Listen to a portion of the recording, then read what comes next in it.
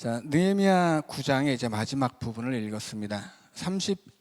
느헤미야는 9장은 6절부터 찬양을 시작하는데 지난 시간에 읽었던 31절까지는 찬양입니다. 그리고 오늘 우리가 읽은 32절부터 38절까지는 기도예요. 전체적으로 느헤미야 9장이 말하고자 하는 것은 언약입니다. 언약이 지금 이 9장의 핵심 사항이에요. 하나님이 아브라함을 불러서 언약을 맺으시고 아브라함의 자손들에게 그 언약을 지켜가십니다. 아브라함의 자손들은 하나님은 언약을 지켜가시는 분이지만 그 자손들은 언약을 깨뜨려가는 사람들이었죠. 그들은 하나님을 섬기지 않고 우상을 섬기고 혹은 애굽으로 돌아가자 이런 이야기를 하기도 했었고, 여튼 하나님이 정해주신 명령, 말씀, 계명, 율법 이런 것들을 전혀 지키지 않습니다. 자, 그래서 하나님이 찬양을 받으셔야 돼요. 이제까지 이스라엘 백성들은 언약에 합당한 삶을 살지 못했음에도 불구하고 우리 하나님은 너무나 신실하셔서 아브라함에게 맺으셨던 그 언약을 계속 지켜오셨단 말이죠. 그래서 하나님이 찬양을 받으셔야 됩니다. 그런데 이제 찬양이 끝나고 기도를 시작하죠. 기도는 하나님 감사합니다 여기서 끝나지 않습니다. 하나님 우리가 잘못했습니다 여기서 끝날 수도 없죠.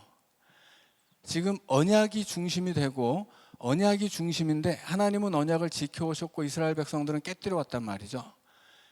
언약을 깨뜨려 왔음에도 불구하고 언약을 지켜오신 하나님을 찬양했다면 이제 기도할 때는 뭐가 나와야 돼요? 하나님 앞으로 우리도 언약 지키겠습니다 결단이 나와야 되는 거거든요. 이제까지 이스라엘 백성들은 하나님 앞에 죄를 지어왔는데 그럼에도 불구하고 그들이 여전히 하나님의 백성이었던 이유는 하나님이 그들의 죄를 끊임없이 품어주고 용서해주고 그들을 포기하지 않았기 때문이죠.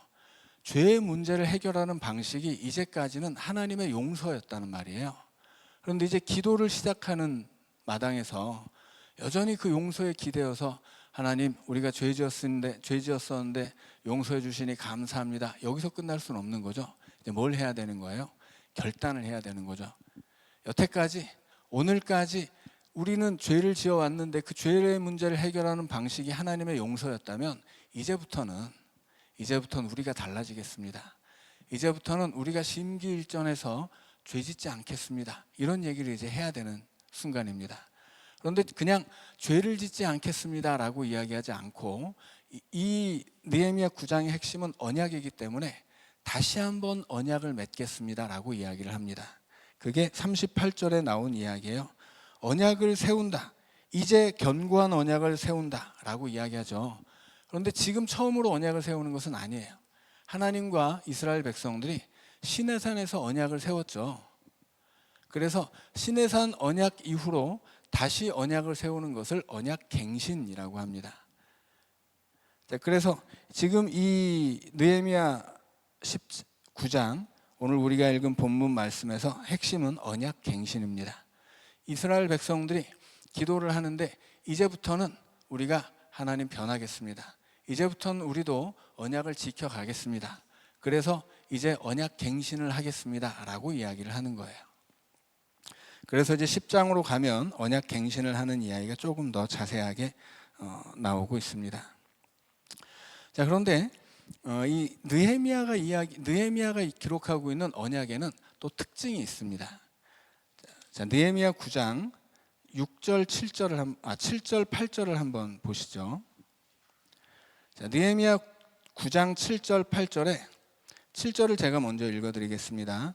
주는 하나님 여호와시라. 옛적에 아브라함을 택하시고 갈대아 우르에서 인도하여 내시고 아브라함이라는 이름을 주시고. 자, 8절입니다.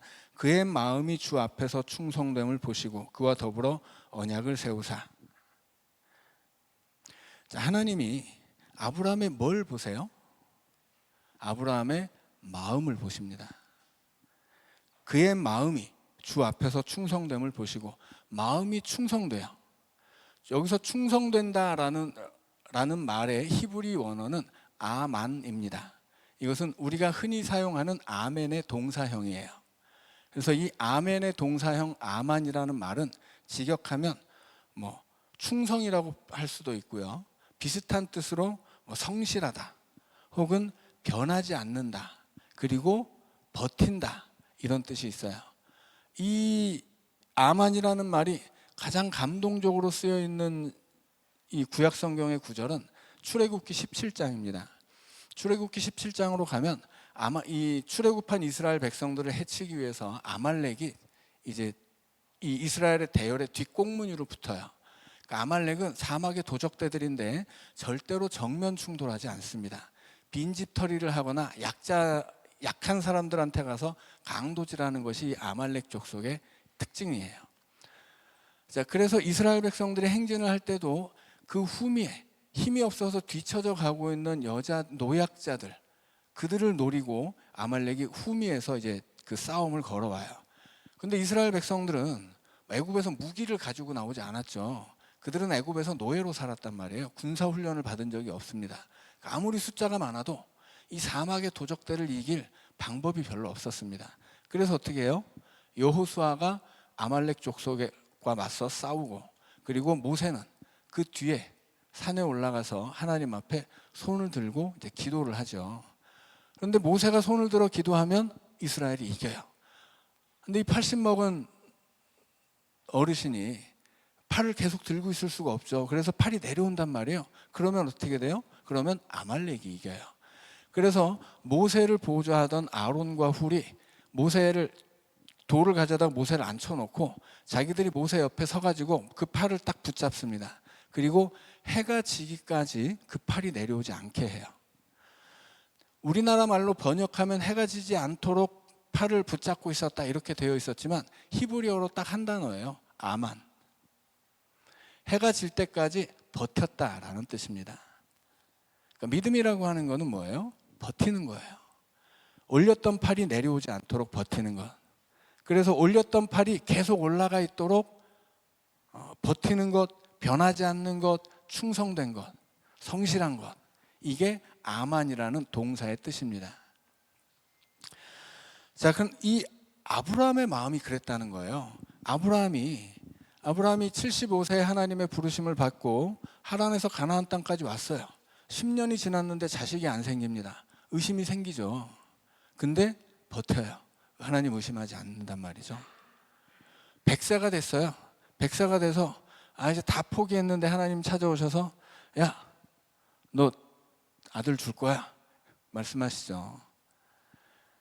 창세기 15장에 가면 아브라함에게 하나님이 이 약속을 하시죠. 비전을 보여주신단 말이에요. 어두운 밤에 하늘을 쳐다보게 하고 자, 하늘을 봐봐. 얼마나 별이 많아. 네 자손들은 저 하늘의 별처럼 많을 거야. 약속하십니다. 그런데 그때 아브라함에게는 아들이 하나도 없었어요. 나이는 이미 아들을 낳을 수 없는 나이였습니다. 그럼에도 불구하고 아브라함이 하나님을 믿었거든요. 그래서 하나님이 그 믿음을 그의 의로 여겼다라고 창세기 15장에 말씀하고 아브라함의 믿음을 의로 여기신 그날 밤에 하나님은 아브라함과 언약을 맺으세요. 그 언약의 행위가 새를 잡아놓고 둘로 쪼개고 그 가운데를 불로 지나가게 하는 것입니다. 자, 그런데 느헤미야는 창세기는 분명히 아브라함의 믿음을 하나님이 의로 여기고 그 믿음 때문에 언약을 맺게 되는데 지금 느헤미야는 그 믿음을 마음이라고 번역하고 있어요. 해석하고 있는 거죠. 믿음이라고 하는 것은 믿음이라고 하는 것이 마음과 동떨어져 있는 게 아니죠. 믿음이 마음 안에 있고 마음이 믿음 안에 있는 거잖아요. 믿음도 마음도 이것이 구별될 수는 있지만 분리될 수는 없는 거예요. 자, 그런데 이 마음이라고 하는 것, 하나님의 언약을 이끌어낸 아브라함의 마음이라고 하는 건 뭐예요? 하나님의 말씀을 철석같이 믿는 믿음이에요. 그 믿음이 변하지 않아요. 그 믿음을 누가 와서 흔들어도 버텨내요. 그래서 그 아브라함의 흔들림 없는 믿음, 변치 않는 믿음, 그것을 오늘 느헤미야는 충성됨이라고 표현한 것입니다. 아만이에요. 아브라함의 마음은 아만이다, 충성된다, 변치 않는다, 누가 와서 흔들어도 버틴다, 이런 뜻입니다. 그래서 아브라함의 마음이 하나님 앞에서 그렇게 변치 않는 것을 보시고 하나님이 언약을 맺으셨다. 이렇게 이제 느헤미야는 이야기를 하는 거예요. 창세기에 대한 구체적인 해석이라고 할 수 있죠. 자, 그래서 하나님과 아브라함의 언약은 어디에서 출발해요? 충성된 아브라함의 마음에서 출발하는 것입니다. 그런데 아브라함의 마음만 있나요? 아니죠. 하나님의 마음이 먼저 나와요. 하나님의 마음은 뭐예요?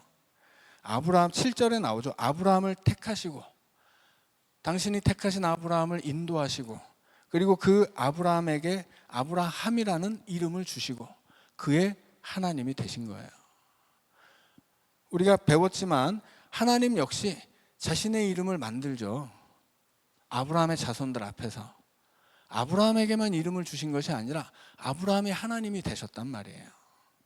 그것이 하나님의 마음입니다. 그 마음을 다른 말로 표현하면 뭐예요? 사랑이죠. 구약에서는 사랑이라는 말을 인자라는 말로 번역합니다. 구약에 나오는 모든 인자라는 말은 하나님의 사랑을 표현하는 말이에요. 인자함. 우리는 흔히 누가 사랑한다 이런 말을 하지 인자하다 이런 말을 잘 사용하지 않기 때문에 좀 어색할 수 있지만 구약에서는 인자함이라는 말이 훨씬 더 자연스러운 사랑에 대한 표현이에요. 하나님이 먼저 아브라함을 택하고 그를 인도하고 그에게 새 이름을 주어 새 삶을 살게 하시고 그의 하나님이 되셨단 말이에요. 그 하나님 앞에서 아브라함도 흔들리지 않는 충성된 마음을 가지고 있습니다. 그래서 하나님의 마음과 아브라함의 마음이 만나서 이 변치 않는 두 마음이 만나서 언약이 세워진 거예요. 그래서 언약이라고 하는 건 어디에서 출발하냐면 언약을 맺은 두 당사자 간에 변함없는 그 마음에서 출발한다라고 하는 것입니다. 그래서 우리가 함께 읽은 말씀에서 38절을 보시면 9장 38절을 보시면 우리가 이 모든 일로 말미암아 이제 견고한 언약을 세운다라고 이야기하죠. 여기서 언약이라는 말은 구약에서 언약이라는 말이 나올 때 90%는 히브리어로 베레트라는 말을 써요. 이건 뭐냐면 계약이라는 말로 바꿔 쓸 수 있는 말입니다. 그런데 여기서 언약은 어떤 단어냐면 아마나예요. 아마나는 어디서 나온 말이냐면 아만에서 나온 말입니다. 그러니까 무슨 얘기예요? 이제 견고한 언약을 세운다라고 할 때 이 언약에 베레트라는 일반적인 계약에 관한 단어를 쓰지 않고 굳이 아만에서 나온 아마나를 썼다라고 하는 건 무슨 뜻이냐면 이제까지 우리가 하나님의 마음은 전혀 변하지 않았는데 우리가 그렇게 조변 섞게 하고 맨날 변해가지고 그렇게 믿음 잃어버리고 하나님 배신했었는데 이제 우리가 언약을 세울 텐데 이 언약은 충성된 아브라함의 마음이다라고 하는 거예요. 아마나는 아만의 이 히브리 문법에서 이제 히필형 그렇게 쓰는데 같은 단어를 그 끝을 변화를 주는 거예요. 노랗다라는 말을 누렇다, 놀이끼리 하다 이런 식으로 변화를 주듯이. 근데 근본적인 뜻은 똑같죠. 아만과 아마나도 마찬가지예요. 아마나라는 말은 충성되다, 변함없다, 성실하다, 혹은 버틴다 이런 뜻을 그대로 가지고 있는 말이에요. 근데 이것을 언약으로 대체한 거예요. 그래서 이스라엘 백성들은 하나님 앞에 기도하면서 하나님, 우리가 앞으로 변하겠습니다. 어떻게 변하냐면 하나님이 언약을 맺었던 아브라함의 충성된 마음으로 우리가 변화되겠습니다. 그 충성된 마음으로 다시 한번 우리가 언약을 맺겠습니다. 우리가 다시 한번 그 충성된 마음으로 하나님의 백성이 되어서 이제 하나님 배신하지 않겠습니다. 이런 기도를 드리고 있다라고 하는 것입니다. 자, 그런데 이제 생각해 봐야 되죠. 왜 하나님은 이렇게 마음을 중요하게 여기실까요? 오늘날 많은 사람들은 돈이 중요하죠. 근데 하나님에게는 마음이 중요해요. 하나님은 심지어 나는 제사를 원하지 않는다까지도 이야기하세요. 하나님은 심지어 니네들이 지금 제사를 드리는데 아주 그 제물 태우는 냄새가 아주 역겨워서 성전문을 좀 닫았으면 좋겠다. 이렇게까지 말씀하세요. 그러니까 하나님에게는 제물을 바쳐서 제사를 드리는데 거기 마음이 없잖아요. 그러면 그냥 죽은 짐승을 드리는 거예요. 제물이라는 게 뭐예요? 살아있는 짐승을 죽여서 바치는 거죠. 근데 그 살아있는 짐승을 죽여서 바치는데 그 짐승을 바치는 사람의 마음이 진실하지 않다면, 그러면 하나님은 그냥 죽은 짐승의 시체를 받는 거라는 뜻이에요. 하나님으로서는, 하나님이 뭐 먹을 게 없어서 죽은 짐승을 받겠어요? 아무 쓰잘데기 없는 짓을 한다라고 하는 거죠. 그런데 사람들은 어떻게 생각했어요? 이스라엘 백성들은 성경 안에서 이 사람들이 하나님을 안 믿어서 배신했다고 얘기하지 않습니다. 이스라엘 백성들은 항상 하나님을 믿어요. 하나님 섬기고, 그런데 하나님과 함께 우상도 섬기는 거예요. 그래서 아모스서 같은 경우에 하나님이 막 그 이스라엘 백성들의 제사를 막 책망하시고 성전문을 닫으라고 명령하시고 얘기하는데, 이스라엘 백성들 철저하게 율법 지켰습니다.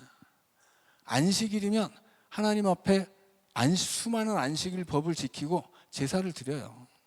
절기가 오면 더 많은 제물을 드려서 절기를 지킵니다. 그런데 뭐가 없어요? 형식은 있는데 마음이 없어요. 그 마음이 없이 껍데기만 있는 걸 예수님 시대에는 뭐라고 했습니까? 바리새주의, 율법주의죠. 율법주의의 문제점이 뭐예요? 하나님을 안 믿는 게 아니에요. 율법 안 지키는 게 아닙니다. 가장 하나님 열심히 믿고 가장 율법을 열심히 지키는데 껍데기만 있는 거예요. 껍데기만. 율법 안에 담긴 하나님의 마음이 사라져 있습니다. 율법주의에는. 그리고 그 율법을 지키는 사람들의 마음에도 하나님을 향한 마음은 사라져 있어요. 그냥 율법만 남아 있는 거예요. 그래서 예수님이 그 하나님을 그렇게나 열심히 지키는 바리새파에게 뭐라고 그래요? 이 독사의 자식들아, 너희들이 지옥 가면서 남들도 천국 못 가게 그 천국 문 앞에서 아주 지키고 있는 놈들이야. 이렇게까지 책망을 하신단 말이죠. 근데 하나님에게는 마음이 중요하다라고 하는 거예요. 근데 재밌는 사실은 그 시대 다른 종교들은 전혀 다른 가치관을 가지고 있었습니다. 그 시대 모든 종교들은 이제 역사적인 이 종교사를 공부하는 이 학자들이 있잖아요. 그 종교사를 연구하는 학자들의 연구를 보면 기가 막힌 것이, 다른 종교에서는 마음은 전혀 중요하지 않아요. 기술이 중요합니다. 어떤 기술이 중요하냐면 정해진 법대로 제물을 바쳐서 이 예배의 형식에 조금도 흠이 없어야 돼요. 심지어 로마에서 신에게 제사를 드릴 때는 그 예배를 감시하는 사람이 4명이 있었어요. 4명이 이 예배 안에서 이것이 정해진 형식대로 정확하게 어떤 주문이 외워지는가, 뭐 제사 형식이 뭐 제물이 이런 방식으로 바쳐지는가, 이걸 감시하는 사람들이 4종류의 사람들이 그 신에게 바치는 제사를 감시하다가 하나라도 이 제사장들이 하나라도 뭐 틀리게 하면 잡아다 바로 사형이었어요. 그러니까 이 다른 종교에서는 마음은 전혀 중요하지 않습니다.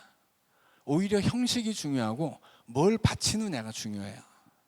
그리고 그것을 바쳐도 신에게는 자기 백성, 그 제물을 바치거나 제사를 드린 사람들의 소원을 들어줄 의무는 전혀 없습니다. 왜냐하면 신에게 있어서 인간은 아무것도 아닌 존재이기 때문이에요. 그런데 어디서 이런 독특하고 유난한 종교가 튀어나왔는지, 이건 과학으로는 설명할 수 없는 이야기예요. 하나님만큼은 전혀 다른 방식으로 섬겨야 한다라고 하는 거죠. 다른 종교에서는 그냥 예배를 잘 드리면 돼요. 좋은 제물을 바치면 됩니다. 뭐 마음이야 어쨌건 저쨌건 아무 상관없고, 신에게 많은 것을 바치면 많은 것을 받을 가능성이 있는 거예요.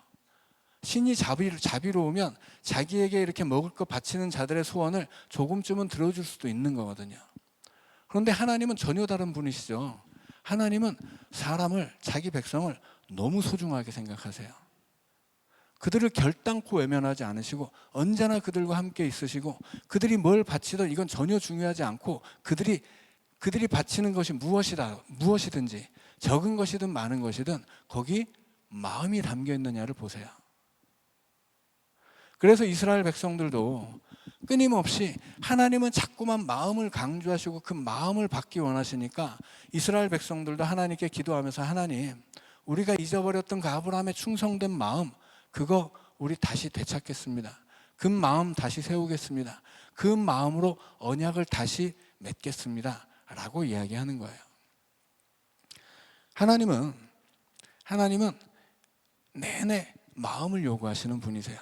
이제 오늘 우리는 어때요? 이런 문제들이 이제 오늘 우리에게 적용해 봐야 되는 거죠. 오늘 우리도 하나님 앞에 우리가 기도를 드린단 말이에요. 예배를 드릴 수도 있고 찬양을 드릴 수도 있죠. 봉사를 할 수도 있고 헌신할 수도 있어요. 교회 주의 일이라고 해서 우리가 뭐 열심히 일할 수도 있죠. 그런데 거기 마음이 없으면 어떻게 돼요? 마음이 없는 것은 그냥 죽은 짐승을 바치는 것과 똑같아요. 하나님이 죽은 짐승 바치면 좋아하시겠어요? 하나님이 그런 걸 뭐하러 받으세요? 아무 쓰잘데없는 거예요. 그럼에도 불구하고 우리는 마치 구약시대 이스라엘 백성들처럼 그 죄악 속에서 죄악에 너무 익숙해져서 그냥 뭐 우리가 정해진 대로 안식을 지키면 되지, 뭐 정해진 대로 제물을 바치면 되지, 뭐 정해진 대로 율법을 지키면 되지, 그럼 하나님이 다 복을 주시겠지, 이렇게 생각했던 것처럼 우리는 그냥 부지불식간에 내가 그저 하던 대로 예배를 드리고 부르던 대로 찬양을 부르고 아무 마음 담겨있지 않은 기도를 드릴 때도 있다라고 하는 거예요. 그러면 그것은 그냥 죽은 짐승을 하나님 앞에 던져놓는 것과 똑같아요. 그거는 차라리 안 하는 것만 못합니다. 내가 뭐 예배를 드렸다, 기도를 했다, 뭐 찬양을 불렸다, 하나님 말씀을 들었다, 뭐 이런 것들 안에 하나님이 원하시는 것은 뭐예요? 하나님이 원하시는 것들은 그렇다고 해서 뭐 하나님이 그럼 뭐 나는 순종이나 제사보다 순종이 낫고 뭐 제물보다 하나님 아는 것을 원한다. 그 말씀은 제사도 필요 없고 순종도 필요 없다, 그런 얘기는 아니에요. 그런 것과 함께 너의 진실한 마음이 필요하다라고 하는 거거든요. 우리는 드라마를 볼 때도 발연기하는 배우들 있잖아요. 뭐 이렇게 인기 많은 아이돌을 데려오면 그 아이돌을 좋아하는 사람들이 막 드라마를 볼 테니까 이 아이돌을 섭외해서 뭐 영화를 찍거나 드라마를 찍는 경우도 많죠. 그러면 뭐 연기를 잘하는 아이돌도 있지만 대체로 연기를 못하는 사람들이 더 많단 말이에요. 그런 사람들이 다 발연기한다고 그래요. 그리고 조금 더 전문적인 용어를 쓰면 리얼리티가 없다, 이렇게 이야기합니다. 진정성이 없다는 거예요.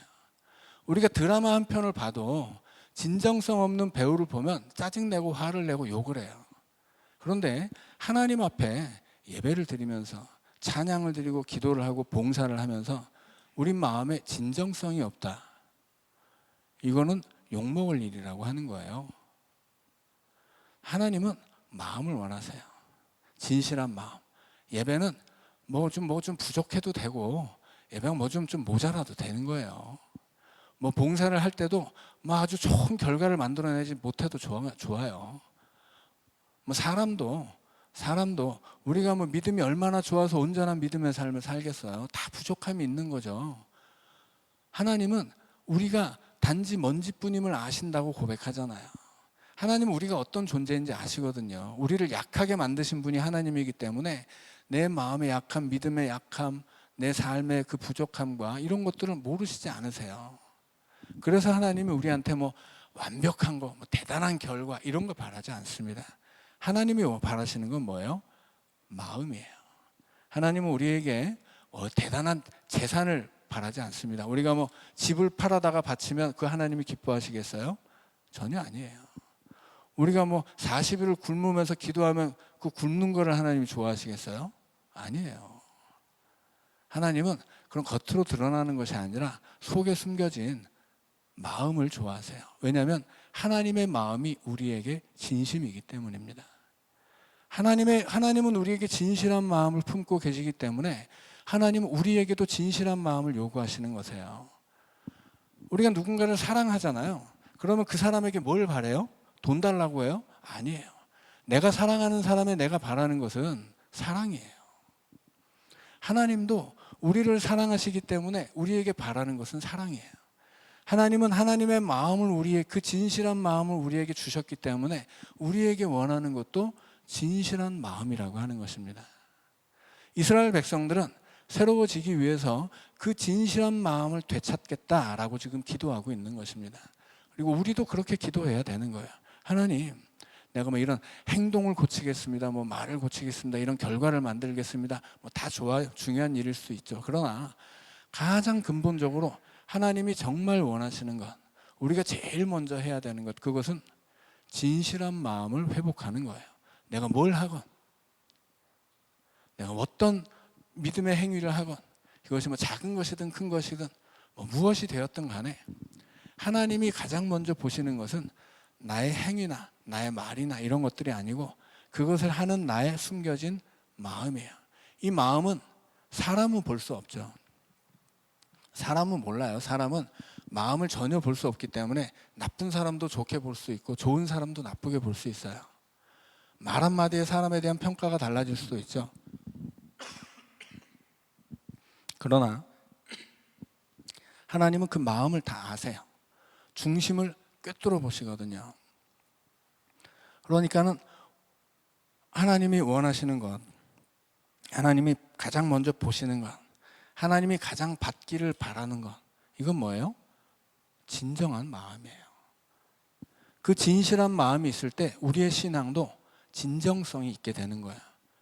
그리스도인으로서 리얼리티가 생기는 거죠. 세상 사람들이 교회 다닌다고 다 예수 믿는 사람이잖아요, 세상 사람들한테는. 근데 진짜는 아니죠. 어떤 사람은 교회 다녀도 좀 가짜예요. 어떤 사람은 열심히 있는 것 같은데 가짜예요. 그것은 뭐 무슨 목사도 마찬가지죠. 목사도 어떤 목사들은 가짜예요. 뭐 때문에 그게 가짜예요? 마음 때문에. 그 마음에 뭐가 들어있느냐? 실력이 없느냐? 실력은 뭐 있을 수도 있고 없을 수도 있죠. 많을 수도 있고 좀 적을 수도 있고. 중요한 건 뭐예요? 진정성이, 진정성. 진정한 믿음이 있느냐? 진실한 마음이 있느냐? 하나님이 그 마음을 기뻐하실 만 하겠느냐? 저 사람에게 어떤 능력이 있느냐? 뭘 할 수 있느냐? 어떤 결과를 만들어낼 수 있느냐? 이건 하나님은 전혀 중요하게 보지 않으세요. 하나님은 돌들로도 아브라함의 자손을 만들 수 있는 분이기 때문에 우리를 통해서 무슨 대단한 결과를 얻기 원하지 않으세요. 우리에게 원하시는 것은 진정한 마음이에요. 오늘 우리도 하나님 앞에 회개할 때 가장 우리가 신경 써서 회개해야 될 것, 어떤 믿음의 결단을 할 때 가장 정말 진실하게 결단해야 할 것, 이것은 마음을 세우는 일이에요. 하나님 앞에 진실한 마음을 세우는 것. 이 마음과는 다른 껍데기들, 이것들을 버리고 체면 때문에, 허위, 남들 눈 때문에. 재밌는 이야기를 하나 해드리고 말씀을 마치겠습니다. 예전에 어떤 그 교회에서, 대형 교회에서 이 헌금함을 돌리면 이 동전이 많이 나왔어요. 그래가지고 어떻게 했냐면 헌금함을 나무로 바꿨습니다. 그 다음에는 동전이 전혀 안 나오고 다 지폐만 나오더래요. 땡그랑 소리 들리면 창피하니까 동전을 못 넣는 거예요. 그래서 심지어 요즘에 어떤 헌금 봉투는 중간에 구멍이 뚫려 있어요. 그러면 돈 색깔이 보이거든요. 그럼 이게 한편으로는 뭐 재정부에서 돈이 뭐 들어가 있는 거를 놓치는 경우도 있어서 그렇게 할 수도 있지만, 이것은 그런 용도로 처음에 그런 봉투가 만들어졌을 때 많은 사람들이 그렇게 생각하지 않았어요. 다른 사람들의 체면, 다른 사람들의 눈 때문에 헌금 봉투에 이렇게 넣으면, 전에는 봉투에 뭘 넣는지 모르니까 1,000원도 넣고 5,000원도 넣는데 구멍을 빵 뚫어 놓으니까 최소 10,000원짜리더라라고 하는 거예요. 이게 우리의 마음이에요. 우리의 마음은 물론 그렇다고 해서 하나님 앞에 10,000원짜리를 드린 그 사람의 손길에 아무런 마음도 없진 않았겠죠. 억지로라도 드릴 수 있는 게 어디예요? 아무것도 안 드려도 되는데 그 마음도 소중하죠. 그러나 내가 남들에게 어떻게 보여질 것이냐를 가지고 헌금함을 고치고 봉투를 새로 만들고 이런 건 정말 어처구니 없는 일들이죠. 거기에 또 달라지는 신앙의 모습들도 정말 하나님 보시기에는 참 재밌는 모습일 것 같습니다. 여튼 오늘 우리가 되찾아야 할 것, 오늘 우리가 하나님 앞에서 다시 세워야 할 것은 진실한 마음이고, 그것이야말로 하나님이 우리에게 가장 먼저, 가장 중요하게 원하시는 것입니다. 자, 우리 함께 기도하겠습니다.